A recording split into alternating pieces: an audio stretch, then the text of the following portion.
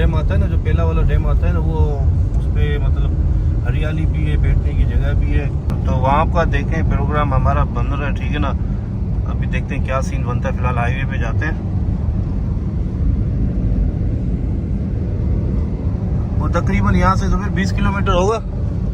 हाँ 35-40 तो पक्का है। 35-40 किलोमीटर होगा। 20 तो घड़ा होगा मेरे ख्याल से, उनसे आगे ट्रेन। चेक कर लेते हैं। हाँ चेक करके आते हैं, क्या करेगा। वीडियो शीडियो भी बनानी है ना। हाँ भाई, वीडियो शीडियो क्यों नहीं बनाएंगे यार, इतनी मेहनत कर रहे हैं भाई, वीडियो शीडियो नहीं बनाएंगे क्या। फिर भाई ये इतनी बड़ी गाड़ी अंदर से आ रही है, लेकिन हम जाएंगे तो फंस जाएंगे यार, यहीं पे खड़ी तो करते हैं। मसला खराब है यार।